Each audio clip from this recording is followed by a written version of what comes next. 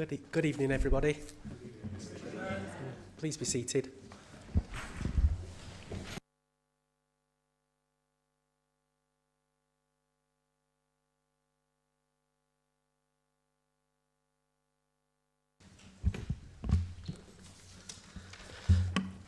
Well, welcome to the extraordinary meeting of full council this evening.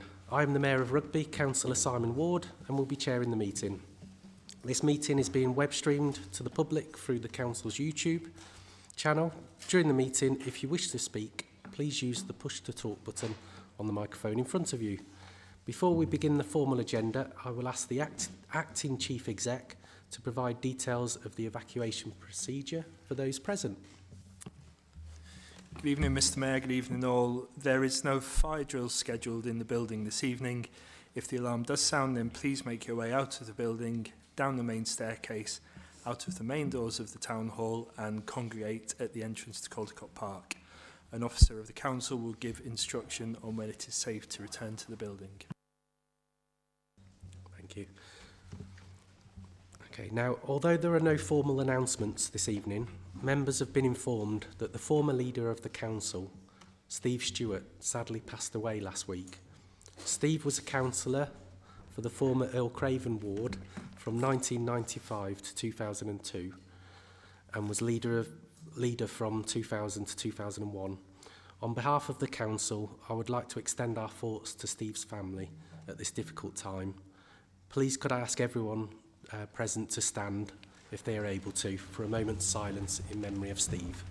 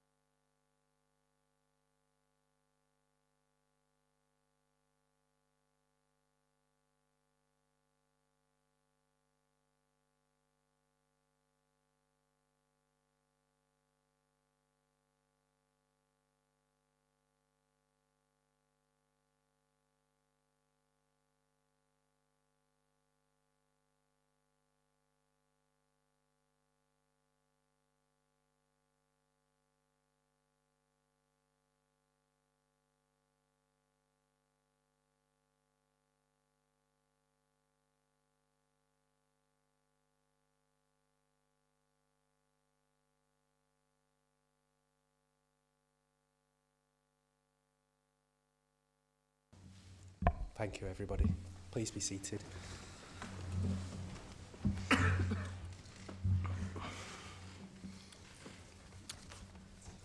Item number 1, apologies for absence. Are there any apologies, Acting Chief Exec? Yeah.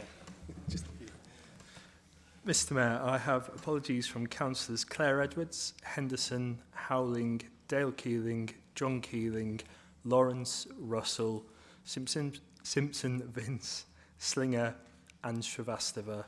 Mr. Mayor, I've also had advance warning of the late arrivals from Councillor Timms and Councillor Willis.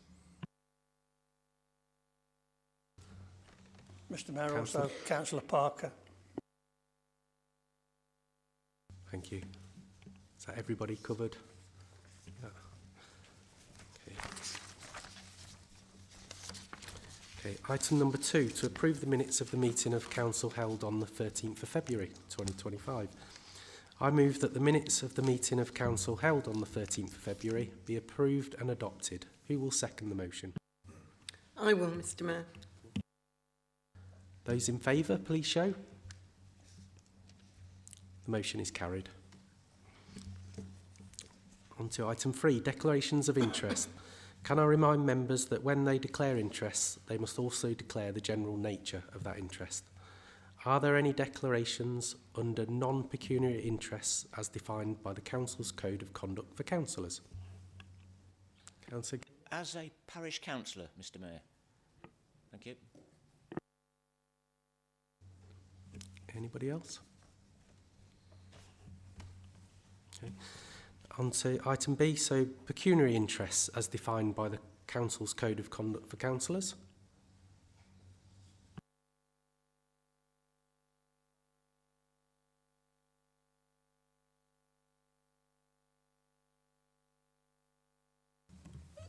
If just to cover all bases, if we could invite county councillors to declare their interest as county councillors, just due to the nature of the main report being considered this evening. I'll declare. I am a county councillor. So.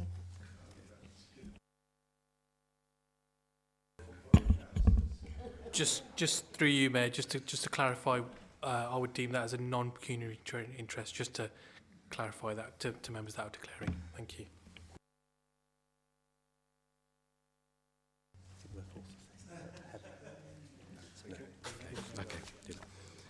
Okay. Item C, notice under Section 106, Local Government Finance Act 1992, non-payment of community charge or council tax. No? Okay, on to the next item, to receive the report of officers. The next item is to receive the report of the Acting Chief Exec set out at item 7A of the agenda. The report concerns the English Devolution White Paper and next steps in enabling local government reorganisation. Councillor Moran, will you move the report? I will, Mr. Mayor. Who will second the report? I will second the motion and reserve my right to speak, Mr. Mayor. Thank you. Councillor Moran, would you like to introduce the report? Yes, Mr. Mayor, thank you sincerely. And I'm really pleased to be able to open this debate this evening, because there's been an awful lot said over the 2 months since the English Devolution White Paper was put forward in mid-December. I'm very conscious that other districts and boroughs have had special councils to debate, and also very aware that lots has been written in the press and online. Having said that, I think it's more appropriate that I save my own personal thoughts to the end once I've listened to the debate. I'm very mindful that in representing the council going forward, it's an apolitical role, and it's not about personal views, so I want to be cognizant of the consensus in the chamber. I'd like to start, however, by putting on record and trying to make clear and help councillors distinguish between fact and fiction. Now, I'm mindful of the coming elections in May and the potential for local government reorganisation to become a bit of a political football. I hope it won't be, and I hope especially the Conservatives will be minded to tell the truth, because the future structure of local government is too important to be misrepresented by whoever happens to be manning the social media account at the moment. Because I think my point's really, and the first point in terms of local government reorganisation, it's born in good faith that local government should be more efficient and better for our residents than it is currently. And I do honestly, openly challenge any councillor, any officer, to say that the current system is perfect. I should hold on a couple of seconds if anybody wants to take that offer up. But local government reform has been on the cards for an awful long time, and this Labour government has grasped that nettle. Point two, having said that, it's not an only Labour policy. Announcing a countrywide plan is new, it's ambitious, but the previous Conservative government overseen various pockets of local government reorganisation for a number of years. So it should be viewed apolitical. Point three, this isn't a takeover by Warwickshire County Council. All constituent councils would cease to exist, and a new one, or two, would be formed. Point four, Warwickshire County Council has not railroaded anyone into this. They followed government guidance. And it'd be very easy for me to take a cheap political dig at Conservative leaders in Warwick. But I haven't, and I won't. And actually then to expand on the reason I didn't co-sign the letter of criticism, direct criticism, indirect criticism, however you want to paint it. But that letter to Westminster, and I didn't co-sign it because I simply felt they were being premature in objecting to a process before it had really begun. The fifth kind of point I wanted to make, local democracy and resident representation is not weakened by this move. Councillors will still exist. in the same form and be elected and do their job in the same way. Pro rata, that will mean less councillors.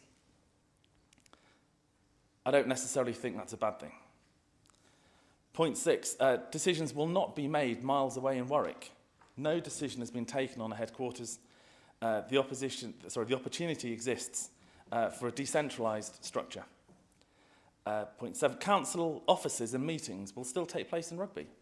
There's no suggestion that there won't be a physical base in the town centre here. So any suggestion to the contrary, I think, is really unhelpful scaremongering. I'm sure will be discussed going forward, but some form of Rugby Town Council will be a central part of that. And I know that's a really essential equaling up to balance those villages that have strong parish representation. My penultimate point really is that I don't believe there is any material risk that council reserves could be stolen or reappropriated. There absolutely does remain an issue for those reserves to be safeguarded and documented in the right legal way. But all discussions so far are to the effect that any district council, their reserves are ring-fenced. And more importantly, the argument, the rationale, I think, here in Rugby, is that we've seen a chronic underinvestment over the years. So the money that is in this bank account is held on trust. And we are just custodians for residents that we represent. But do let me say now, and I'll never be accused of not saying it as I see it is in front of me, the very fact that there is a possibility of those funds being used for something else, that's a legacy of the Conservative administration in years gone by. Not doing anything in those 20, 25 years to put down the type of concrete investment to be in train and contracted. So it's at risk because, with respect, I inherited a near empty desk in June. But that's something that we can take head on. 10, my last point, I really wanted to make clear that this is collectively a great opportunity for Rugby. The acting chief executive and I met with the other leaders and chief executives, ironically on Valentine's Day, for a very good meeting to discuss the next submission to central government. Now, obviously, having not had a special council, it wasn't for us to express any definitive opinions. And it was really about process and about a collective need to work in the best interests of residents. So the opportunity is there to get rid of unnecessary bureaucracy, to have the likes of health and leisure under one roof, housing and social services together, highways, planning, and many more. So the potential benefits are there. So I really do look forward to the debate ahead, listening to everyone's views, and I'll attempt to wrap up and summarise and then add in some own thoughts towards the end. Thank you.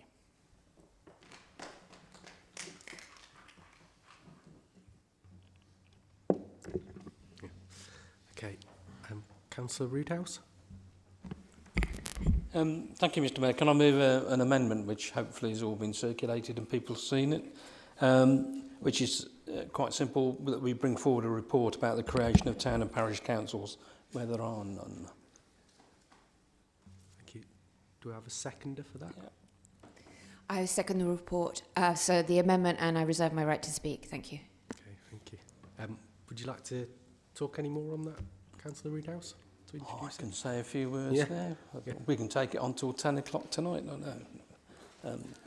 It's quite clear that, it's a top-down reorganisation that is happening, and it's going to take place as some shape or form as we go forward. And for Rugby, the issue really is, do we need a town council or not? Around how we operate with devolved powers and bringing that forward and how we create that. And certainly if you do look at strong town councils, they have very good relationships with the NHS and other bodies and in the work that they do. There's also the issues, of course, of places like Bilton, Hillmorton and other areas in and around the town which are not fully parished. And therefore, as part of this reorganisation, we should be considering what it is that we want to see coming forward in relationship to that. I believe Halton is already talking, I don't know whether they're talking to Hill Morton as well around those possibilities, but we cannot divorce the two. And if you look at where reorganisation has taken place elsewhere in the country, you know, Somerset is one, actually everywhere gets parished at the same time as it all comes through, so you can't escape it. So the question for us really has to be, as we move forward, what is it? What are the powers that we actually would like to see devolve down to us, and how that would actually operate? If we just wait until something happens, it'll be done to you, which is not what I want to see, and therefore I move the amendment, Mr. Mayor.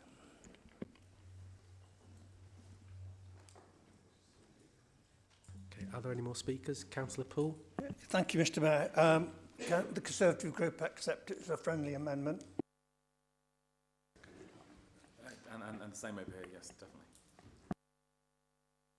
Okay, so with that in mind, I think the discussion should just be around the whole, one. Okay, are there any more speakers?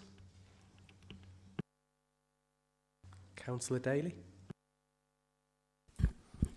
Thank you. Yes, I'm pretty supportive of the idea of unitary authority. I think as a teacher, I think it makes sense to have all of the services under one roof. I do have concerns about the services being taken away from rugby, and I know what Councillor Moran is saying. Of course, we'll still have a facility here, we'll still have a building here, but I do worry over time whether things will just slip away, whether things will become regionalised. We might be some services might be brought together under, say, a north or a south umbrella.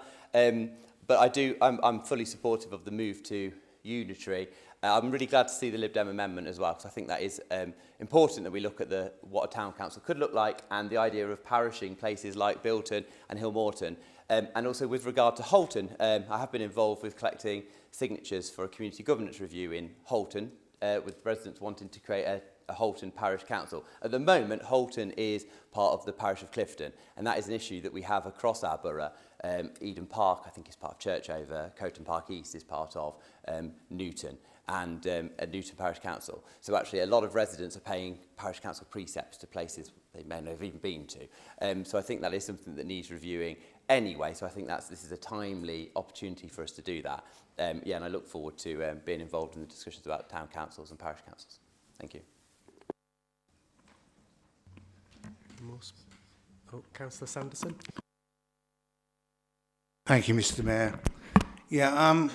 I have some concerns. As a member who sits on planning, we deal with over 1,100 planning applications per annum. 1,100. We're dealing with something like 485 enforcement actions. That's getting the developers to do what they promised. It's also concerned that along with this, the government is also asking us to deliver on the local plan during the same time frame. And again, we have to ensure that we have got a local plan that will get passed and be accepted by the inspector. So we've got a considerable amount of workload on our plates. I mean, I certainly agree that we should look at the creation of a town council, but also what powers are going to be delegated or given to us. I think we're all a lot better than just getting the grass cut and emptying the dog bins, for example. I think we want to see an awful lot more. We want to see what's on offer in terms of delegation. I understand some of the district councils in South Warwickshire are already doing that, but I want to see what's on the table before I get too hot under the collar about this top-down reorganisation. Are there any more speakers? Councillor O'Rourke. Thank you. I welcome the amendment as well in terms of a sort of town council, and of course some of my colleagues in the chamber will know that we engaged for quite a long time talking about town council for rugby quite a long time ago, and a lot of effort went into that. So there's already a sort of platform or foundation there for us to go forward with.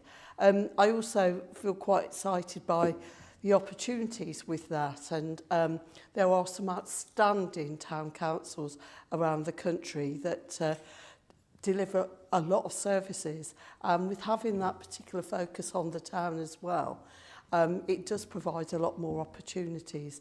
So I would like to think we'd be looking at more than sort of emptying bins. I would like to think that we would be looking at things like town centre events and Christmas light switch-ons and all sorts of things that, you know, would be really amazing.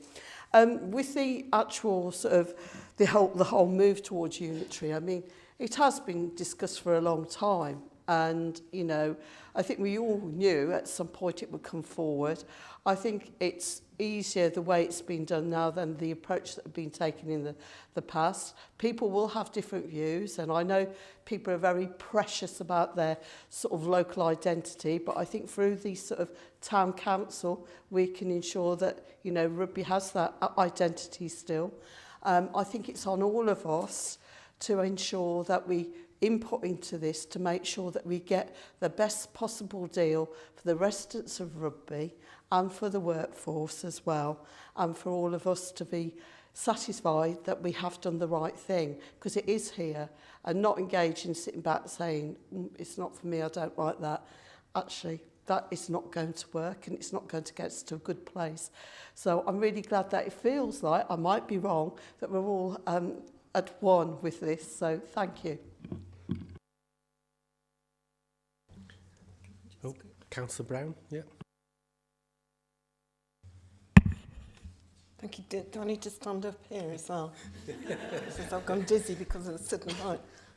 Yeah, thank you. I think it's very interesting to think about the role that a town council would have. And if you want to call it a town council, we might want to call different structures different things, but there's something really significant about a body of people, elected people, who are in touch with the locality, really in touch with the people that live in their town or in their ward or whatever it turns out to be.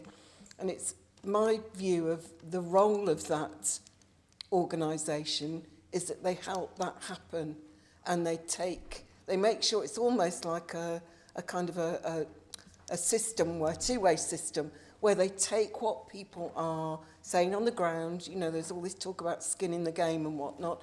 They take that and they use it to make sense and take it further up where the big scale decisions are made. So it's not just a being done to, it's informing what actually happens. I think that's really important, and will take a lot of working through. And I've heard lots of people talk about identity and commonalities and what should be the same and what should be different. It's a massive, massive debate, isn't it? But the more you hear people talk about what's important to them in their towns, the more you realise we've got an awful lot in common with people across the county. Where we are different, we are very different. And we need to make sure that that gets in at town level as well. So, yeah, it's gone. The amendment, friendly amendment, I think, is the way forward. I mean, it's good to hear that we're all talking the same thing, so thank you.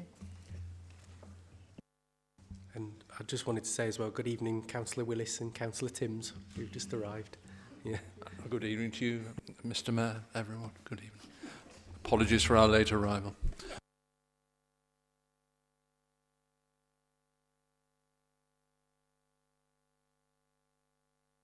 Are there any more speakers? Yeah.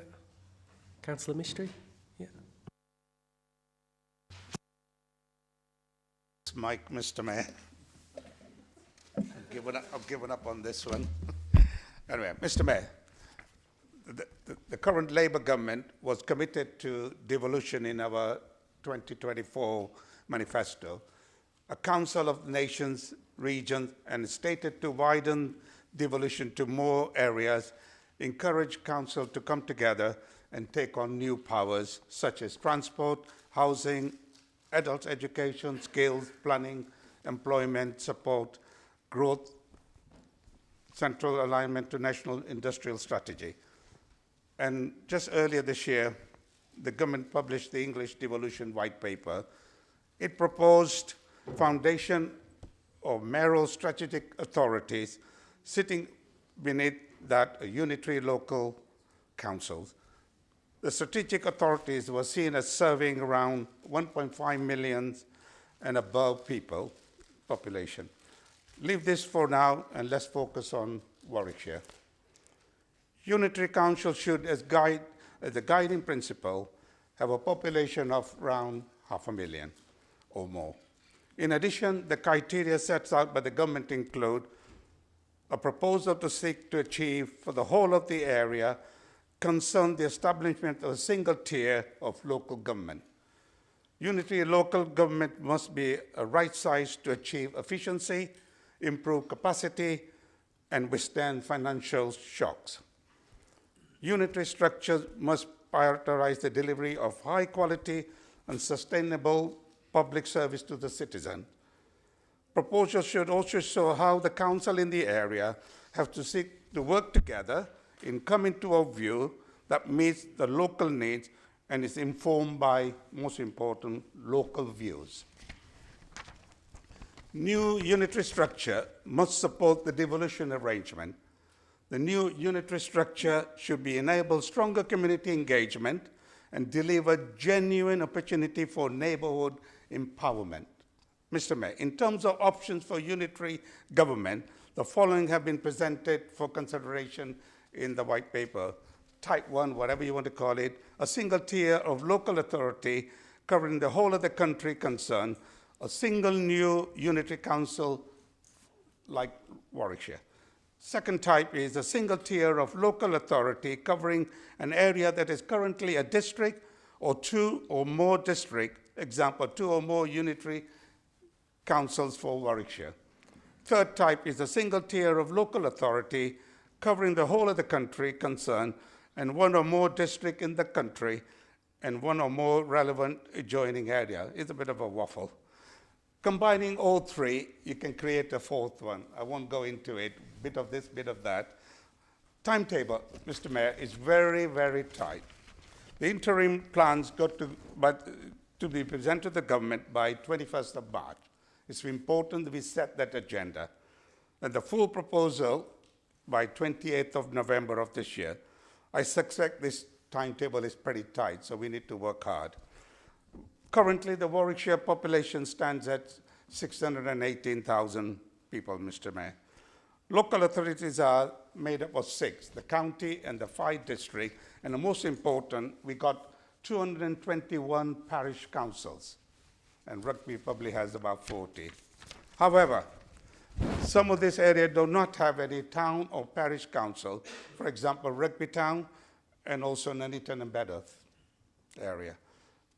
Just want to focus back to go where we were. In 2020, the Warwickshire County Council developed a strategic case for change in response to white paper on devolution and local recovery, and Councillor Moran mentioned it earlier. This concluded that the single unitary authority best met the requirement for local government reform as set out by the government of the time. That was 4 years ago. Also, in 2020, all district and borough council in the county produced a similar report, which was concluded that 2 unitary authority, north and south, best met the same requirement. So neither options will progress any further. So we've been there before, and we've got to get it right this time. In 2020, another bit came out. Warwick District Council and Stratford District Council pursued a merger to become a single South Warwickshire Council. This was withdrawn in May 2022, but the number of joint plans and strategic have continued, for example, the local plan. Mr. Mayor, the devolution deals in the latest guidance. The government has stated that the new unitary structure must support the devolution arrangement, and this should be consideration for the interim plan by 21st of March. I think it's important that we focus on that. In 2024, Warwickshire Council was only 4 counties to be successful in securing the level 2 devolution deal for Warwickshire, which included devolution of the three areas. Edo skills funding, around 7.6 million. Devolution of Holmes County compulsory purchase order powers. And finally, as we know, as the UK Shared Prosperity Funding, UK SPF. In additionally, it's important that we go back to the West Midlands combined authority. Coventry and Warwickshire Gigapark, one of these three sites within the West Midlands investment zone, was announced at the same time and is located across the sites in Warwick District and Coventry City Centre. And going back earlier this year, Mr. Mayor, on the 10th of January, the county wrote to the minister signalling the county council's willingness to be considered for delivering local government reorganisation and devolution to the government's ambitious time frame, and recognising that as a consequence, the government may decide that it's necessary to postpone the May election, but it didn't materialise for Warwickshire. Right. All 6 district councils, including Warwickshire, are known as the non-constituent or observer members of the West Midlands Combined Authority. To see the benefit of it, in 2024, the West Midlands Combined Authority secured a deeper devolution deal for all constituent members, we are not one of them, which will result in a single settlement with the government and covering economic growth, transport, skills, climate and infrastructure. The government in the English devolution white paper has confirmed that the West Midlands Combined Authority has met the criteria for established mayoral strategic authority, Mr. Mayor, and us as the non-constituent members, as Warwickshire County Council, do not directly benefit from this, although there is a potential to participate in some form of elements and access the funding. Finally, Mr. Mayor, in 2023, Warwickshire County Council explored the option of full constituent membership of the West Midlands Combined Authority. This was not pursued any further. So here, Mr. Mayor, we are here to put the rugby case. It's rather that we do it with the front foot and shape what we want within the Warwickshire County Council, or it will be imposed on us. So I second the motion, Mr. Mayor. Thank you. Councillor Gillies. Yeah, thanks, Mr. Mayor. Yes, I suppose I ought to speak in support of the amendment, because I'm a parish councillor. So, yeah, I had a little bit of experience at being a parish councillor, and we have got 41 parishes in the borough, and I think there are 37 that have got parish councils. The others just have a parish meeting. But I have found in my experience that parish councils can bring real positive moves to people's health and well-being. They can do little bits and pieces in the village that the local authorities can never do. They just can't get close enough. And my concern is if the decision-making process is moving further away from our parishes, then we need to probably devolve some extra powers to parish councils so that they can do the things more efficiently and save money and get things done when they need doing. I know in 2007 our parish in Paleton attained quality status, the first one in the borough of Rugby. And in such excitement, I emailed everyone on the Rugby Brough Council email list, all the authorities, all the different departments, and all the people, and all the councillors. Consequently, I crashed the computer. so that's my recollection of that anyway. But I'm speaking support, and I think parish councils, those parishes or those parts of the area that haven't got a parish council, I think it'll be a good step forward. Thank you. Councillor Picker. Thank you, Mr. Mayor. So I think there's been a lot of discussion about parish councils, town councils, and that side of things, and it's all very good discussion that I think other people have made the points very clearly. I think I'd like to talk about the other direction, because the unitary proposals and town councils and the restructure of local government also goes in a different direction. Because if you read the white paper, as those of us who are sufficiently sad have done, there is also the case for strategic authorities and what happens, and Councillor Mystery alluded to it, in terms of where does a Warwickshire or a pair of Warwickshire authorities, whatever emerges from this process, go. And I think that is something that we need to consider as an authority. I think it's something that we need to collectively take a view on and collectively decide to make our case for. And I'm going to get the ball rolling, because I think if you look at Warwickshire's economy, however you do it, if you look at our economic links, our transport links, our partnership links, there is only one sensible approach, and it is the West Midlands Combined Authority. So I think that needs to feature into our thinking as much as town councils and parish councils, because that is almost as big a prize in all of this, should it go ahead. And I perhaps won't put money on it necessarily going ahead, and certainly not at the timescale being proposed. We've been here before, after all. But I do think we need to take a strategic view of what a Warwickshire authority or a pair of Warwickshire authorities looks like, because that is going to be as influential and as significant, perhaps even more so, than whatever powers end up flowing down to town councils or parish councils. That's the strategic case that this current government is making. It's the strategic case that the previous government made. It's certainly the strategic case that's been set out in expensive consultancy papers previously. And to my mind, I don't think an awful lot's changed since those papers have been written. And I think it's probably more important that we crack on with assessing what we as a local authority think the shape of that new structure should be. And I will, and I'm very rarely kind about the leader of the council in public, but I am going to be now.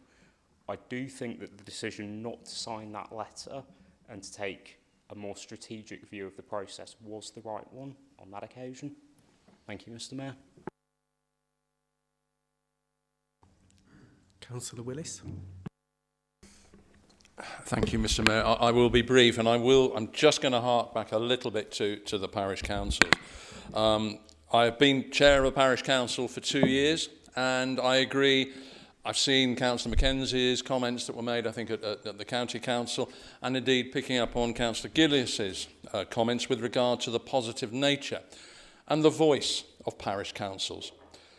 But I just think we need a health warning. Regulation, regulation, regulation. I was going to read out an email that I sent to the monitoring officer on the 17th of January with regard to the behaviours of long-standing parish councils and the fiefdoms that they had created. As it currently stands, there is very little we can do about those behaviours. Yes, let's embrace the local voice, but let's ensure it is the right local voice, because if we don't, we will have more complaints, etc., of behaviours that we wouldn't tolerate in this chamber, that we wouldn't tolerate in the workplace. So please, colleagues, if or when we go down this route, because it is the right way, regulation, regulation, regulation. Because if we don't, there is a can of worms that we do not want to see, hear, or be reminded of in the future. Thank you, Mr. Mayor. Are there any other speakers looking around the room? Oh, Councillor Mackenzie. Thank you, Mayor.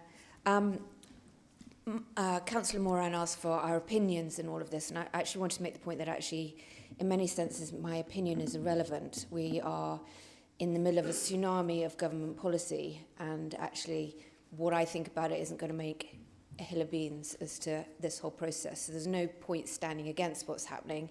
There's no point, we might as well just get on with it and swim with it. So for me, we've got one job and only one job, and that is to secure the best for our residents. And I've been out on the doors quite a lot recently because there's this funny thing called an election coming up. And actually, I've been out on the doors quite a lot all year, chatting to people. But since the unitarisation first came up, it has actually come up on the doors quite regularly. And it's lovely to hear the fondness people actually have for Rugby Brough. council, and actually the alarm that they feel that the borough might not still be here. And that plays to another thing that you often hear on the doors, which is that rugby's been forgotten, and it doesn't. Residents say to me again and again and again, they feel that they are forgotten in Warwickshire. So it's really important at this juncture and over the next few years that we are a strong voice, that we really advocate for our residents, that we don't become lost in a bigger organisation, that we actually do achieve the most that we can and secure the most that we can. And I agree with Councillor Willis, you know, we do need to secure behaviours and regulations which ensure the best for our residents. As Lib Dems, we're very positive about local voice. We think local people can make really good decisions, but we need that to be a respectful process, and it needs to be an embracing process. So for me, this is all about making sure that rugby is not forgotten. It's about finally being that strong voice for rugby. It is about making sure that we're not lost within all of this. And also showcasing that actually the transformation that's going on here within Rugby Brough Council means that we should be leading the pack in whatever unitary we become, because actually we're going to be doing a really good job. And therefore, our staff should feel confident that as we do all sorts of transformation over the next couple of years, we are placing them as best we can in the best position they can be for this process, and not to be frightened of that, because we are trying to secure that future for them at the same time. So I said we've got only one thing, and that's to secure the best for our residents, and that does include our employees at the same time, and being that strong voice and not letting us be forgotten again in whatever kind of organisation comes up. Thank you. Are there any more speakers?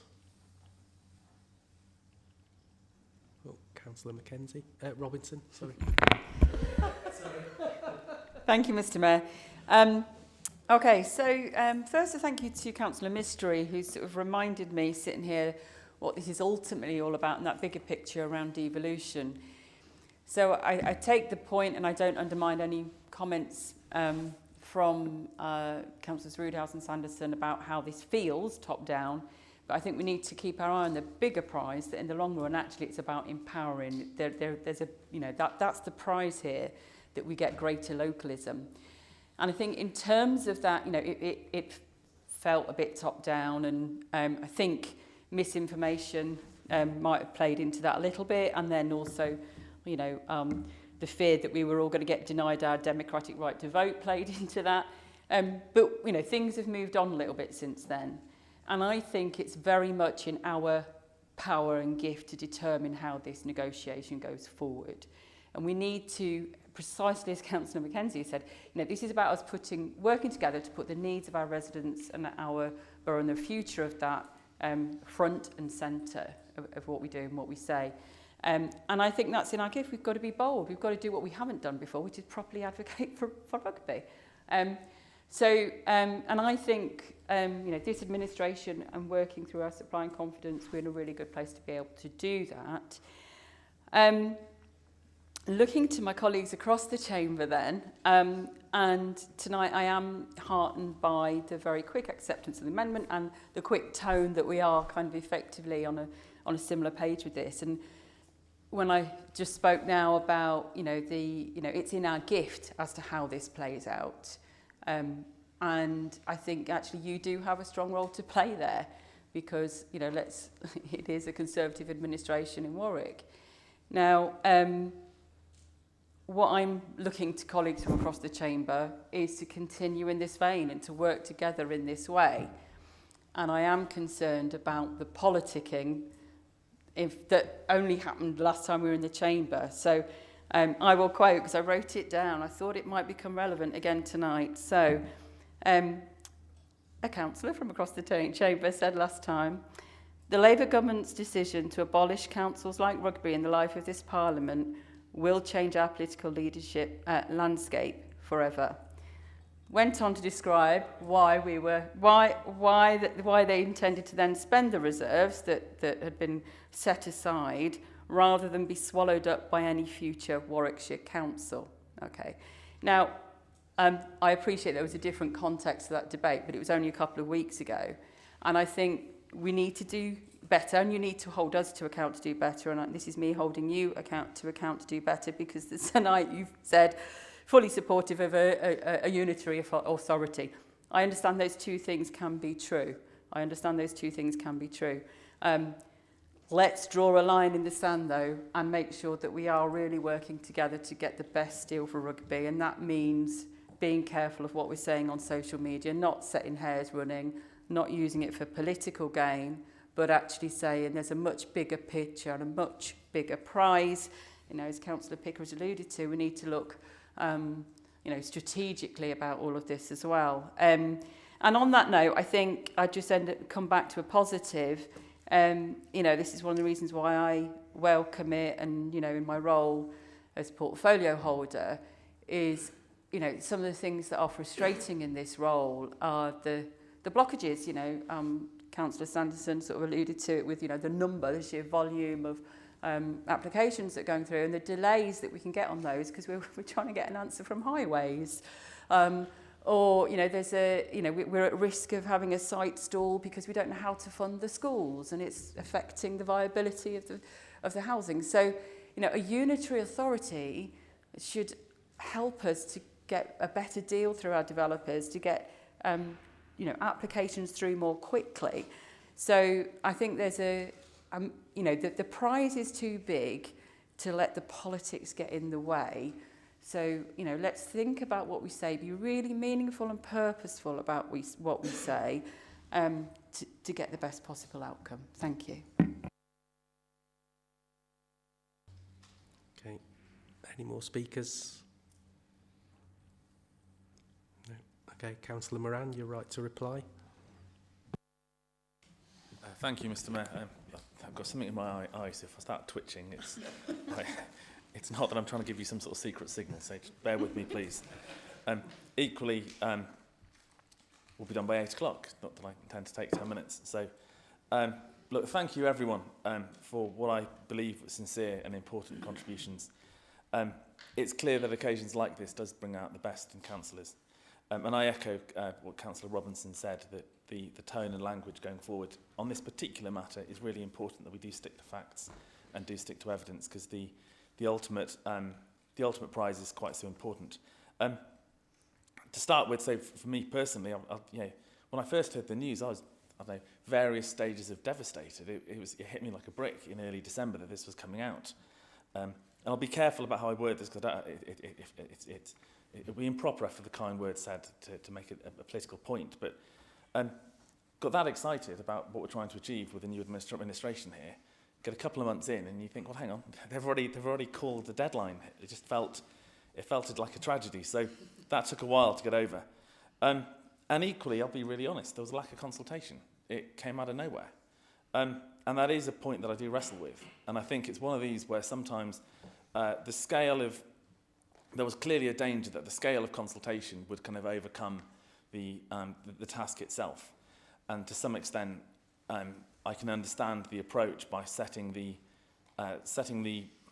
firing gun to get people clarified and real that this is happening, and then to allow the process. So again, to endorse what Councillor Picker said, that for me there was a kind of an intellectual point that we were objecting to something before it had really begun. I'm also glad that the issue of elections being cancelled has been removed, because I did feel that was kind of an unnecessary distracting point with a question on legitimacy. So it's good that that's no longer the case. And generally, I'm really proud, actually, of the attitude in the chamber, because we cannot go into this process with a defeatist attitude. To use that sporting analogy again, it is all to play for, and rugby can absolutely be pivotal in this. Councillor Daly, you talked about a concern of having less services. I'd argue let's look to have more services in rugby. Head office it. The The world is out there. But I'm going to shamelessly plagiarise this from a friend, the comment, but we do need to see devolution as a philosophy and a belief that we can create a less centralised state and empower local government. So a challenge to councillors Gillias and to Willis is we can use this to energise local democracy because we are starting with a clean slate. As I said, when the acting chief executive and I participated in a meeting a couple of weeks ago, I could only advocate what my own personal approach to this would be. And yeah, so I took that on from my background. And if I'm trying to create effectively a merger, we start off and you've got to be really clear on a philosophy. So my starting point, and I wasn't shy in saying this, would be that for me, the starting point has to be an absolute clear division, equal division of what resources and what capabilities any new authority has. And whether that's split 5 ways or 3 ways or whatever it's going to be, that's the starting point. And I don't tend to take a step back. So that's where we're starting with this. So on that basis, you start to look at decentralised models, even, you've got rotating full council chamber meetings, whatever. The art of the possible, we can crack this if there is that right approach. And I think we've got the opportunity here in rugby by having a unified approach and a real collective will that we can send a really strong message. So I think that does give us a great opportunity. As to the actual point, the first point on this about a unitary, 1 council, 2 councils, I'm tempted to stay on the fence, but my instinct is that 1 authority does seem to make more sense at this stage. However, from a negotiating perspective, if nothing else, it's really important that we let the details play out. And I welcome those studies that are going to be undertaken, because it's really important that there is a dispassionate and independent assessment of what is a really big step. What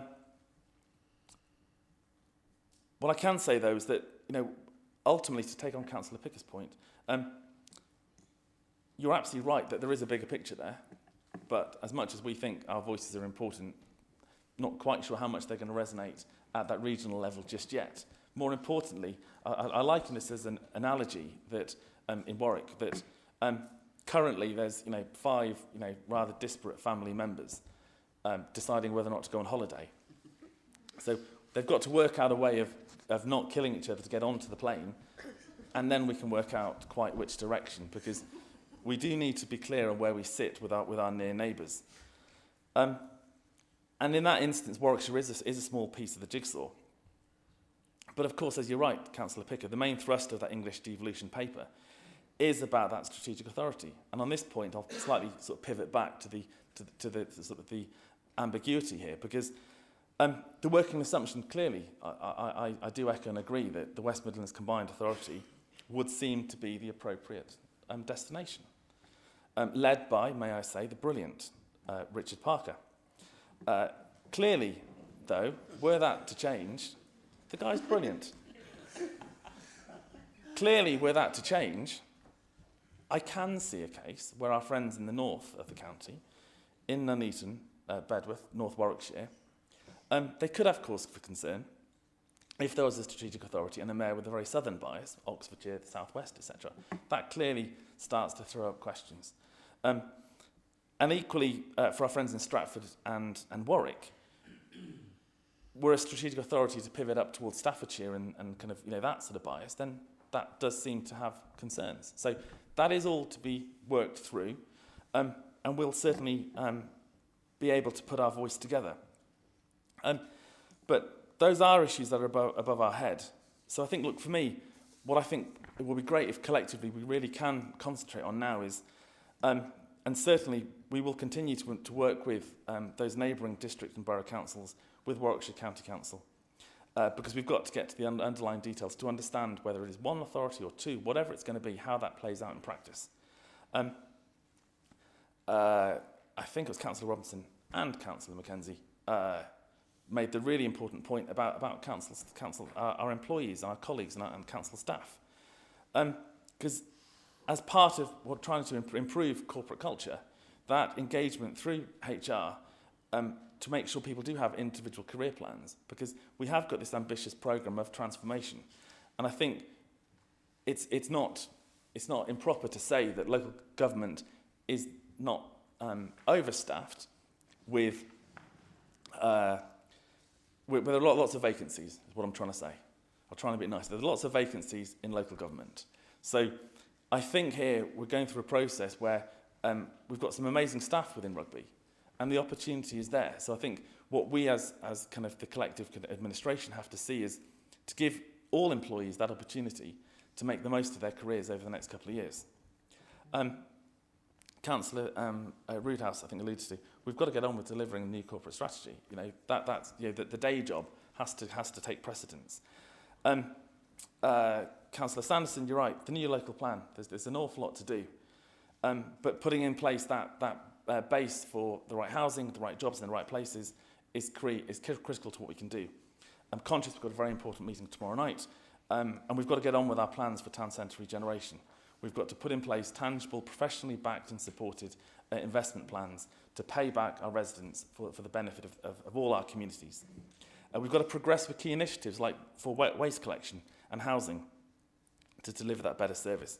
But ultimately, I want to say that we've got to be clear and confident about what we want in rugby. And I think this is almost the whole antithesis to that big picture stuff, is really being clear about how we see rugby. I've no doubts that the excellent new economic strategy, again, Councillor Robinson, Councillor Mackenzie, will set the right tone for developing that infrastructure around us for our children, for our grandchildren.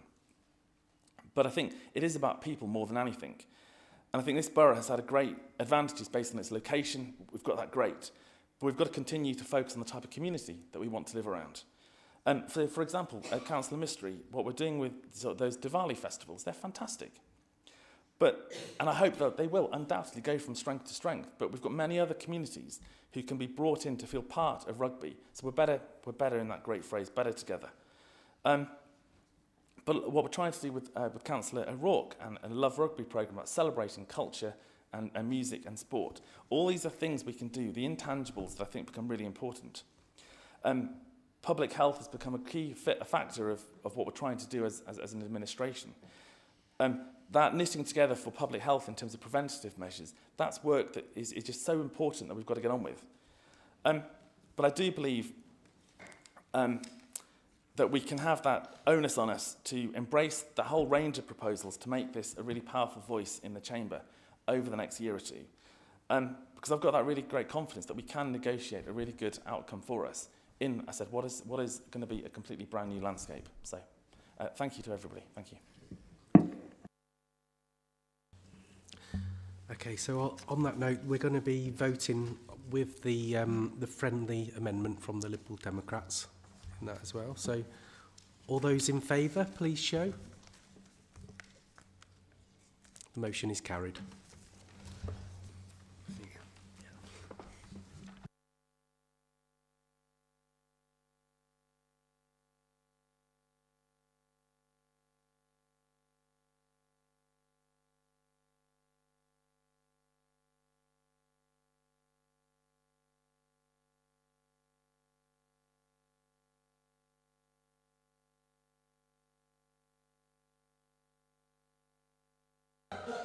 Right. Now the door's closed. Yeah. Okay, so the next item is to receive the report of the monitoring officer set out at item 7B of the agenda. The report concerns the appointment of a returning officer and electoral registration officer. Councillor Mystery, will you move the report? Mr. Mayor, I move so. Thank you. Who will second the motion? I will, Mr. Mayor. Councillor Mystery, would you like to introduce the report? Mr. Mayor, this is a statutory role, and I'm not quite sure what our acting chief executive letting himself into, but I'm sure Councillor Roodhouse and I will be the seasoned election agent to help him along, shall we? Or make it difficult. Anyway, he's accountable to the High Court, so he better be here. I move so, Mr. Mayor. Are there any speakers on this? No. Okay, we'll move straight to the vote. So those in favour, please show. The motion is carried. And I've already spoken to Dan. We've explained he doesn't need to come back into the room because that concludes the business of the meeting it felt a bit cruel to invite him in to say that. Yeah. Thank you for your attendance, everybody.